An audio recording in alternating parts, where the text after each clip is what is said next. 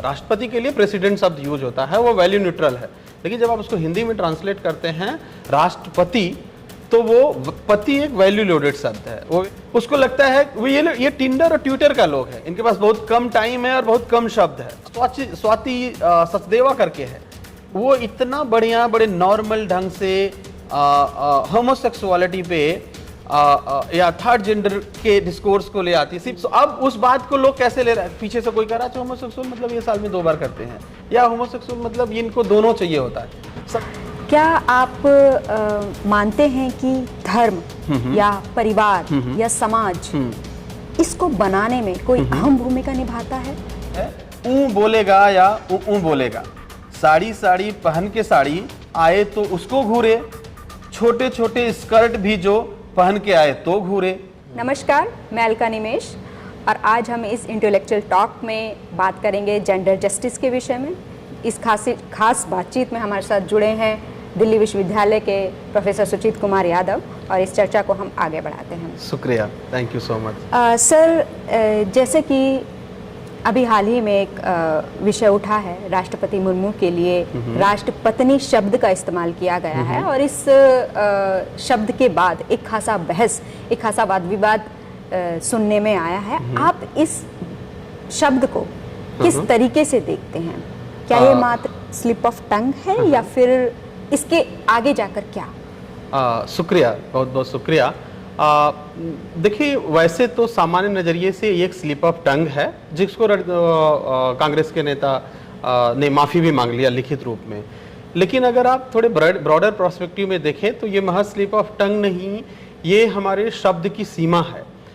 क्योंकि बहुत सारी शब्दावलियाँ हिंदी में हैं जो एग्जैक्ट मीनिंग नहीं देता। जैसे राष्ट्रपति के लिए प्रेसिडेंट शब्द यूज होता है, वो वैल्यू न्यूट्रल है।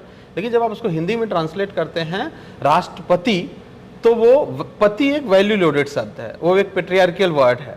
और ऐसे ही कई सारे हैं, जैसे हिंदी में सेक्स और जेंडर के लिए एक शब्द होता है जो यूज होता है लिंग, और जबकि सेक्स और जेंडर दो अलग अलग चीज़ है। अंग्रेजी के दो अलग अलग शब्द हैं और अलग अलग उसके मीनिंग भी है। तो ब्रॉडर पर्सपेक्टिव से अगर देखें तो ये मसला एक पेट्रियार्की से जुड़ा हुआ है, जो हमारे समाजशास्त्री तरीके से अगर आप उसको समझे तो, और केवल पेट्रियार्की से नहीं बल्कि एक ब्रॉडर स्ट्रक्चर से जुड़ा हुआ है। जी, सर, आपने अभी सेक्स और जेंडर की बात की, पितृसत्ता की बात की, तो इस पर थोड़ा सा प्लीज प्रकाश डालें, हमारे दर्शकों को बताएं कि सेक्स और जेंडर कैसे डिफरेंट हैं, क्या ये थ्योरी है, क्या ये सिद्धांत है? थोड़ा सा देखिए, ये बड़ा बहस है, लेकिन आप ऐसे समझे पेट्रियार्की एक स्टेट ऑफ माइंड है, थॉट प्रोसेस है। मैं कहता हूँ कि ये मानसिक बीमारी भी है, जो ये मानता है कि महिला कमजोर और दोयम दर्जे की है और पुरुष श्रेष्ठ और मजबूत है, बड़ा है, ऊपर है। ये दरअसल एक काम करता है कि वीमेन को एक पार्टिकुलर स्पेस में, एक पार्टिकुलर टाइम में और एक पार्टिकुलर ऑक्यूपेशन में कन्फाइन करता है। जब हम कह रहे हैं पार्टिकुलर स्पेस में, मतलब किचन में, प्राइवेट में, और पब्लिक में मेल जाएगा, प्राइवेट में मेल। जब हम कह रहे हैं कि पार्टिकुलर टाइम में, मतलब दिन में महिला काम करेगी, रात को नहीं करेगी। जब मैं कह रहा हूँ कि पार्टिकुलर ऑक्यूपेशन में, तो कुछ काम ऐसे हैं जो महिलाओं के लिए, किचन का काम महिला करेगी, बाहर का काम पुरुष, सो कॉल्ड पुरुष करेगी। इस तरह कन्फाइन करती है। रहा सवाल सेक्स और जेंडर का, तो ऐसे समझें आप कि सेक्स एक बायोलॉजिकल फिनोमिना है, जो नेचुरल फिनोमिना है, जो कभी चेंज नहीं होता है अगर बड़े कुछ आप छेड़छाड़ नहीं कर रहे हैं तो। और इसमें कोई बायसनेस नहीं होता, ये लगभग वैल्यू न्यूट्रल होता है। अदर आपके पास मेल ऑर्गन्स है, अदर फीमेल ऑर्गन्स है, या कोई थर्ड सेक्स ऑर्गन्स है, और कोई हायरार्की भी नहीं होता है, नेचुरल फिनोमिना है। दूसरी तरफ अगर आप जेंडर को समझें, एक एग्जांपल से समझें, एक नाम आप लें रोहित और दूसरा नाम लें आप कुछ रिया। जैसे आप रिया नाम लेते हैं तो आपके दिमाग में एक अलग इमेजिनेशन है, लंबे बाल होंगे, सॉफ्ट स्पोकन होगा, रात को नहीं निकलेगा, दिन में निकलेगा, ज्वेलरीज पहनेगा, सूट सलवार पहनेगा, जीन्स या टी शर्ट नहीं पहनेगा, और मेल के साथ एक अलग तरीके का, जब आप राहुल कह रहे हैं तो उसके साथ एक अलग इमेजिनेशन आ रहा है।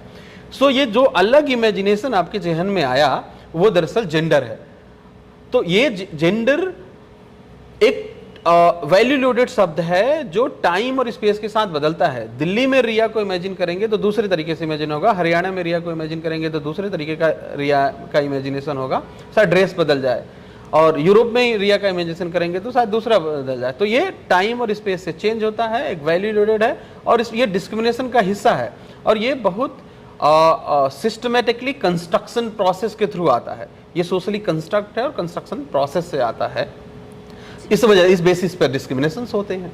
जी सर, आपने सेक्स और जेंडर के विषय में बताया, क्या आप मानते हैं कि धर्म या परिवार या समाज इसको बनाने में कोई अहम भूमिका निभाता है? आप इसको किस तरीके से देखेंगे? इंटरेस्टिंग, ये रियली जरूर ये संरचना जो है पूरे जेंडर प्रोस्पेक्टिव का वो अलग अलग तरीके से होता है। जैसे अगर तुलसीदास लिख रहे हैं धर्म कैसे संरचना है, तुलसीदास लिख रहे हैं कि ढोल गवार शूद्र पशु नारी ये सब ताड़न की अधिकारी, ये धर्म है जो आप कह रहा है कि महिला और ढोलक और दलित ये पीटे जाने की अधिकारी है। या फिर मनुस्मृति ये कह रहा है कि महिलाएं हमेशा पुरुष की सहायता में रहनी चाहिए, रहती हैं, जैसे बचपन में पापा के साथ, बाद में भाई के साथ, फिर पति के साथ या फिर बच्चों के साथ। तो ये आपकी धार्मिक रिलीजियस कोडिफिकेशन है जो महिलाओं पर डाल रही है। दूसरा, अगर आप ठीक से देखें तो कई सारे रिलीजियस बर्डन है, जैसे मैस्चुरेशन का जो माहवारी का एक पीरियड है, एक दौर है जहां आप विमेन को प्योरिटी और इम्प्योरिटी की तरह रखते के हिसाब से देखते हैं। मंदिर के दरवाजे बंद किए जाते हैं, किचन के दरवाजे बंद किए जाते हैं और आप इनप्योर मान देते हैं, जो कि रीबर्थ प्रोसेस का, रिप्रोडक्शन प्रोसेस का सबसे जरूरी हिस्सा है। ये धर्म है जो इस जेंडर प्रोस्पेक्टिव को बनाता है। जहां तक रही बात परिवार का, तो यस, परिवार भी हाईली पेट्रियार्कियल होता है। जैसे परिवार में 2 बच्चा पैदा हो रहा है, एक मेल एक फीमेल, आप वहीं से कंस्ट्रक्शन प्रोसेस जेंडर का शुरू होता है। पहले ड्रेस बदलेगा, फिर खिलौने बदलेंगे। बेटे को खिलौने के लिए क्या आएगा? बंदूक, गन और क्रिकेट बॉल और बैट, जो कि आप बाहर जाके खेलेगा। और बिटिया के लिए क्या आएगा?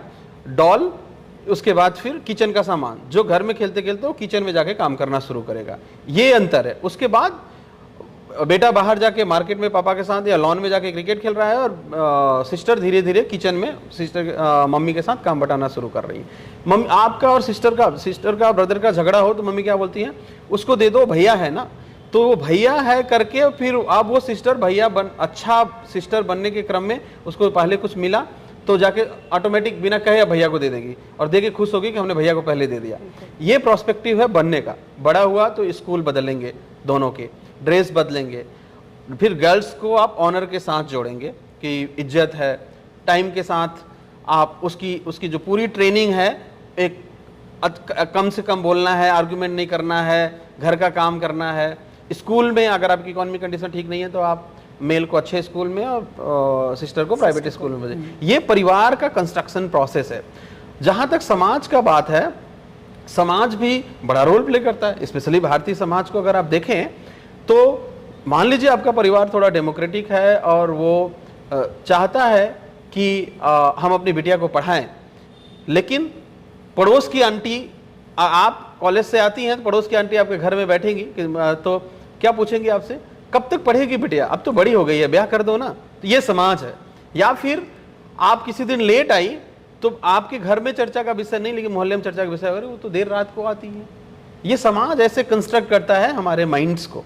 और या फिर आप कहीं बाहर अपने किसी दोस्त के साथ दिख गई, भले नॉर्मल दोस्त है आपका, कहानी पूरा आसपास बनेगा कि क्या चल रहा है, फला है, देर रात को आती हैं, समथिंग। समाज तो आपका इतना क्रूर ऐसा है कि इतना ही नहीं करता, बल्कि आपको ध्यान होगा कि डीटीसी की बस में दिल्ली जैसे शहर में एक गार्ड बैठता है। वो गार्ड क्यों बैठता है? क्योंकि पब्लिक स्पेस में हम अपनी महिलाओं को सेफ फील नहीं कराते, और महिलाओं की सुरक्षा के लिए गार्ड बैठता है हर बस में। हम इतना क्रूर हैं। और मेट्रो में एक कंपार्टमेंट हम बुक करते हैं, रिजर्व करते हैं वीमेन को, क्योंकि एक समाज के रूप में हम इतना मेच्योर नहीं हो पाए कि महिलाएं हमारे साथ पब्लिक में ट्रेवल करने में कंफर्ट फील कर पाए।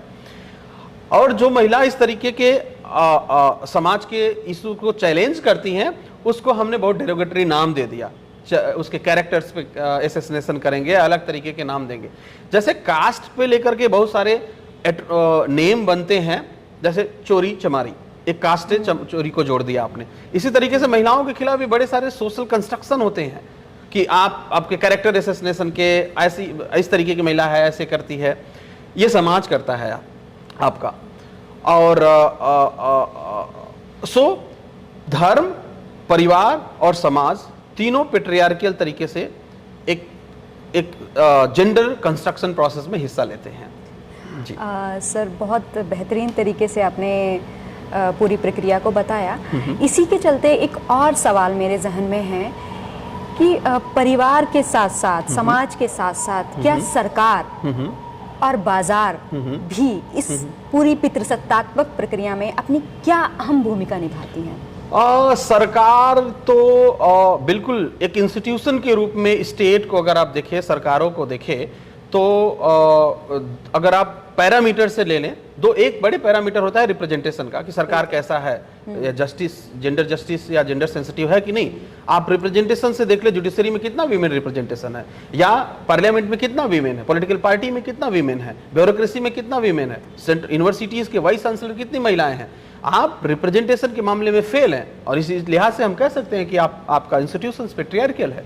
और दूसरा होता है उनके बिहेवियर से। अगर कोई कह रहा है कि हम हेमा मालिनी के गाल जैसा रोड बनाएंगे, तो आपको क्या नजरिया मिल रहा है? आप हेमा मालिनी का गाल ही रोड बनाने को मिला है, रोड इसी तरीके का बनाने को मिला है, कोई और पर्सपेक्टिव? आप हाईली जेंडर इनसेंसिटिव है, इसलिए आप ऐसा रोड बनाने का ऐसी भाषा आप बोल रहे हैं। और पुलिस स्टेशंस में क्या प्रैक्टिसेस होते हैं, या हमारे पॉलिटिकल लीडर्स जो हैं उनके खिलाफ कितने केसेस हैं, इन सारे प्रोस्पेक्टिव को देखें तो यस, स्टेट जो है वो हाईली पेट्रियार्कियल है। दूसरी बात रही बाजार की, तो बिल्कुल बाजार क्या करता है कि विमेन को, जो हम कह रहे थे कि एक ऑक्यूपेशन पे ऑब्जेक्टिफाई करता है, एक ऑक्यूपेशन के साथ जोड़ के रखता है, तो यस ऐसा ही करता है। जैसे आपको बाजार जॉब देगा कहाँ, महिलाओं के कुछ जॉब फिक्स करके रखा है। आपको एयर होस्टेस बनाएगा, आपको रिसेप्शन पे बैठाएगा, आपको टीचिंग के लिए बनाएगा। बहुत सारी कंपनीज तो ऐसी हैं कि प्रेग्नेंट वीमेन को जॉब नहीं देंगे, मैरिज वीमेन को जॉब नहीं देंगे, क्योंकि वो फिर रीबर्थ प्रोसेस में जाएगा तो काम नहीं कर पाएगी। सो एक खास तरीके का जॉब ऑफर करता है, पे सैलरी में कम करता है बाजार। इवन वीमेन बॉडी को ऑब्जेक्टिफाई करता है कई दफा मार्केट। जैसे आप देखें कि एयर होस्टेस बनने के लिए खास तरीके के बॉडी का, सो कॉल्ड एक खूबसूरत बॉडी का डिफिनेशन है। तो वो जो खूबसूरत बॉडी का डिफिनेशन है, हाइट है, फेयर है, या फिर वेट है, इसका मतलब आप उस बॉडी को ऑब्जेक्टिफाई कर रहे हैं। What about her soul, what about Gandhi कह रहे हैं वीमेन सोल को रिस्पेक्ट देना है, उसके वीमेन सोल है पीस का, लव का, केयर का, इमोशंस का, उसको ख्याल रखना है। नहीं, आप तो उसको ऑब्जेक्ट के रूप में देख रहे हैं। सो मार्केट भी, इंडियन मार्केट वो भी हाईली पेट्रियार्कियल बिहेवियर करता है, स्टेट के साथ मिक्सअप होके, मिक्स करके। जी बिल्कुल बिल्कुल ऐसा है। इसी के साथ क्या मीडिया की क्या भूमिका है इस पूरी प्रक्रिया को आगे बढ़ाने में? आप मैं चाहूंगी कि थोड़ा सा मीडिया पर भी प्रकाश डालें इस जेंडर जस्टिस के संदर्भ में, या इस पूरी प्रक्रिया को आगे बढ़ाने के। एक इंटरेस्टिंग, मीडिया दरअसल बाजार जो काम करता है, मीडिया उस काम को आसान कर देता है। एक डीओ परफ्यूम का ऐड आता है, अगर आप देखेंगे वाइल्ड स्टोन इंटेंस डीओ का एक एड आता है, वो कहता है लोग नोटिस तो करेंगे। कार्तिक नाम का एक एक्टर है, जो एक वहाँ पर्सन है जो ऐसा परफ्यूम लगाया है कि मीटिंग में, पूरे मीटिंग में एक दूसरी फीमेल वर्कर सारा काम छोड़ के उसको फेसबुक पे सर्च कर रही है और फेसबुक रिक्वेस्ट भेज रही है। इट्स डिपेंडेंट, महिलाओं को और कम काम नहीं है कि आप अच्छा डीओ लगाएंगे और उनका काम है कि डीओ के पीछे जाना। सेम तरीके से फास्ट ट्रैक वॉच का एक प्रचार आता है। एक महिला है जिसको कोई देखता है या कोई घूरता है, इस तरीके करता है, तो रिएक्ट करती है, उसको पीटती है। लेकिन एक व्यक्ति है जो फास्ट ट्रैक वॉच लगाया, यूज कर रहा है, महिला जाती है उसके पास और कहती है कि डेट पे चलेंगे क्या। इट मीन्स ये मीडिया करता है। और इतना ही नहीं, एक एम्पिरिकल ब्लू म्यूजिक सीरीज आता है, वो भी कुछ इस तरीके का करता है कि अगर आपके कार में इस तरीके का म्यूजिक बज रहा है तो महिला आपकी कार में बैठेगी, अदरवाइज नहीं आएगी। सो आप इस तरह करते क्या है मीडिया कि उस वीमेन बॉडी को आप फिर से कमोडिफिकेशन करते हैं। वीमेन का बस इतना हैसियत है कि वो आप अच्छा परफ्यूम लगाए हैं तो मेल के पास जाएंगी, अच्छे वॉच पहन रहा है तो मेल के पास जाएगा, अच्छा म्यूजिक है तो मेल के पास जाएगी। उसकी अपनी कोई थॉट प्रोसेस है, उसे और भी कुछ क्या चाहिए नहीं, और मीडिया इसको परोसता है इस लिहाज में। सो फिर से वही सवाल कि व्हाट अबाउट वीमेन सोल, और वीमेन अपना थॉट प्रोसेस उनका क्या है। दूसरा जो है कि मीडिया का ही एक दूसरा हिस्सा मूवीज का है, जहां हिंदी सिनेमा को अगर आप ठीक से देखें तो उन सिनेमा में भी महिलाओं को अलग अलग तरीके से या अलग अलग टाइम फ्रेम में दिखाया जा रहा है।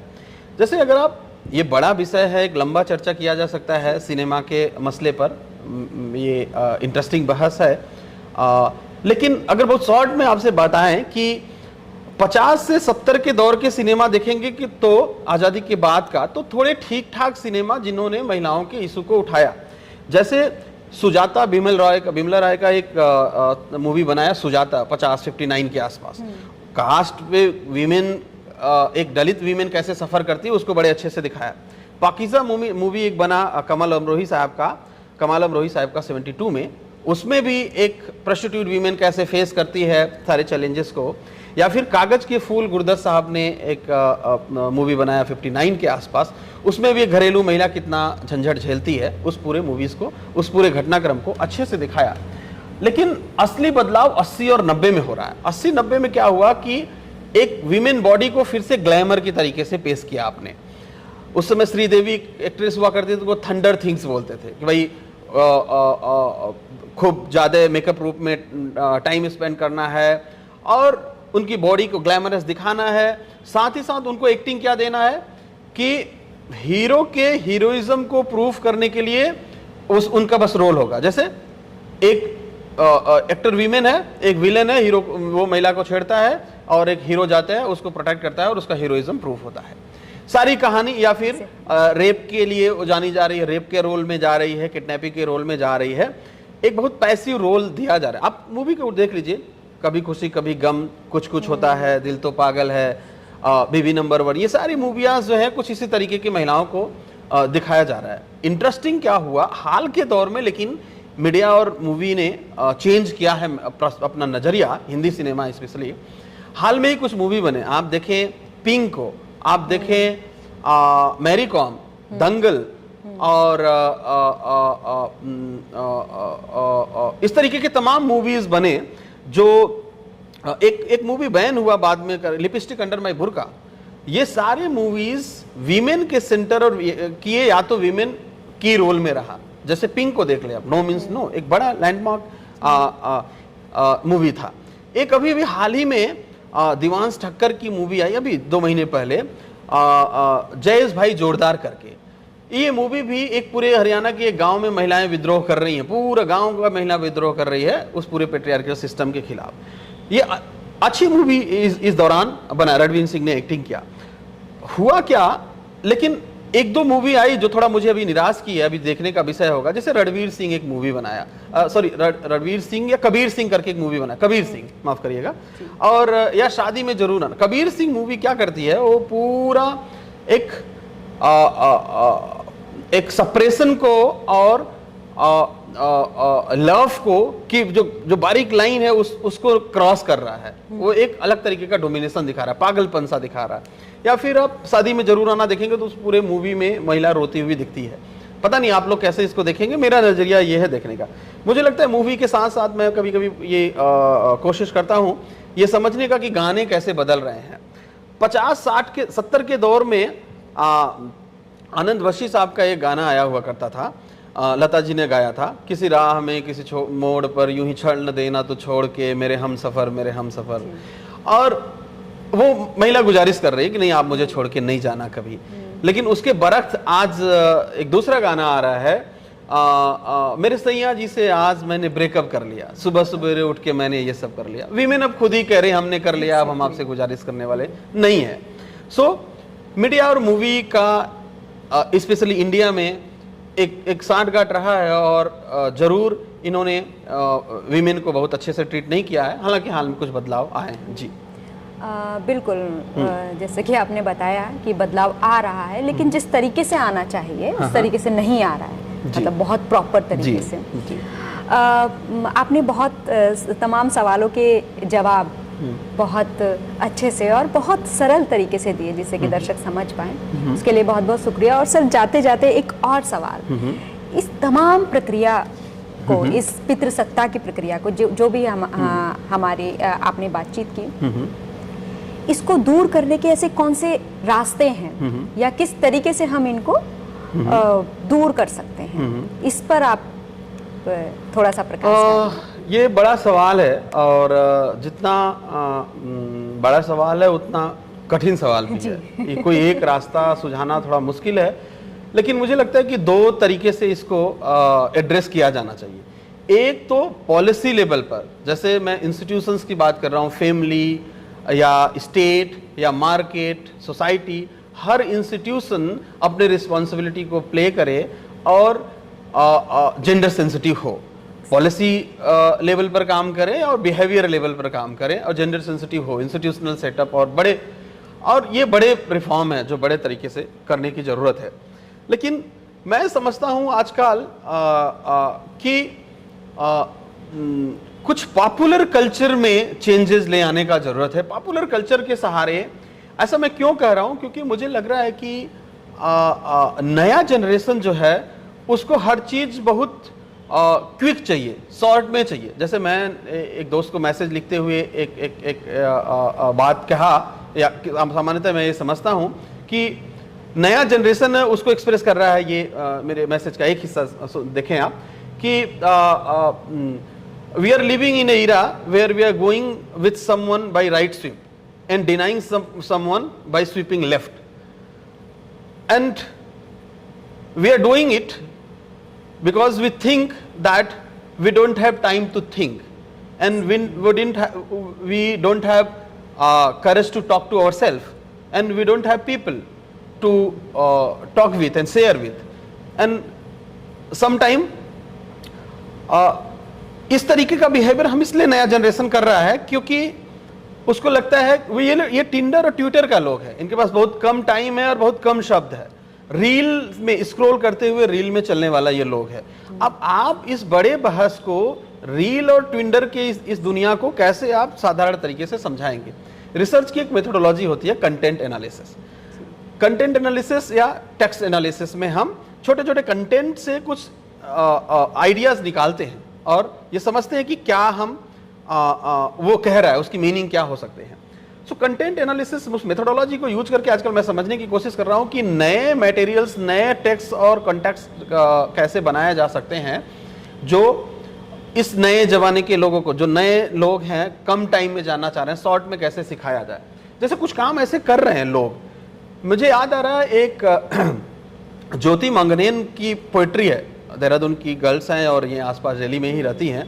उनकी एक छोटी सी पोइट्री है। मैं देखिए वो कैसे एसर्ट कर रही हैं पोइट्री के तरीके से। बोल रहे, मैं जरा अलग मिजाज की लड़की हूँ, मेरा कोई नाम नहीं, कोई उम्र नहीं, कोई जाति नहीं, मैं न तुम्हारी माँ हूँ, न बेटी, न बहन, न बीबी। मैं जरा अलग मिजाज की लड़की हूँ, बेहया, बेशरम, बदतमीज। मुझे नफरत है तुमसे और उससे जिसे तुम मोहब्बत कहते हो, जो मेरी मंजूरी नहीं मांगता, मेरी मजबूरी नहीं जानता, मेरे होठों से लगे रहना चाहता है, कभी मेरे दिल तक नहीं जाता। मुझे अपने पास रखना तो चाहता है पर मेरे पास कभी नहीं आता। मैं अगर गुस्से में कह दूं कि मुझे आदत नहीं है बेड़ियों की, तो बड़े प्यार से मेरे लिए तोहफे में कभी चूड़ियाँ और कभी पायल ले आता है और पहना देता है, कस के घोट देता है, दम घोट देता है। ये कैसी मोहब्बत? मुझे नफरत है तुमसे और उससे जिसे तुम मोहब्बत कहते हो।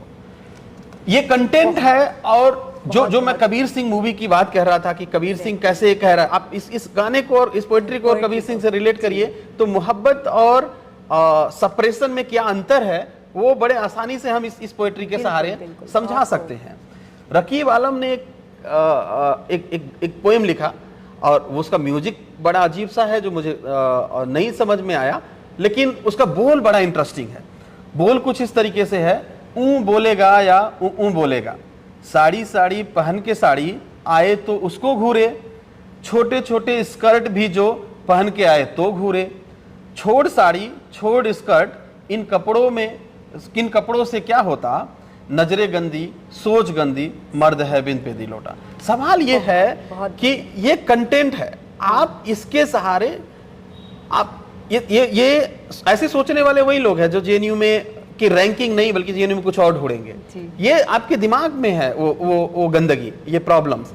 तो ये कंटेंट है। या फिर आजकल मैं स्टैंड अप कॉमेडी के दौर जा रहा था तो एक स्वाति सचदेवा करके है, वो इतना बढ़िया बड़े नॉर्मल ढंग से होमोसेक्सुअलिटी पे या थर्ड जेंडर के डिस्कोर्स को ले आती, सिंपल से तरीके से है, मेरा नाम स्वाति है और मैं होमोसेक्सुअल हूँ। सो अब उस बात को लोग कैसे ले रहे हैं, पीछे से कोई कह रहा है होमोसेक्सुअल मतलब ये साल में 2 बार करते हैं, या होमोसेक्सुअल मतलब इनको दोनों चाहिए होता है समथिंग। अच्छा, आई सपोर्ट एलजीटीबी, उस कंटेंट को सुनिएगा, उनको एलजीबीटी भी नहीं पता, वो एलजीटीबी आई सपोर्ट एलजीटीबी कह रहे हैं। सो इस पूरे कंटेंट के सहारे दरअसल ये पॉपुलर कल्चर का हिस्सा है।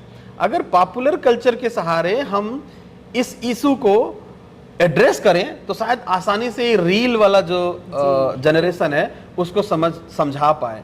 और आजकल मैं लिटरेचर पढ़ रहा हूं तो जाते जाते एक अगर मौका मिले तो एक लिटरेचर बड़ा बढ़िया लिखा हुआ आलोक धनवा की एक कविता है, भागी हुई लड़की, कभी उसको पढ़ें, उसमें मजेदार वर्णन है कि क्या है भागी हुई लड़की और क्यों ये सब चल रहा है।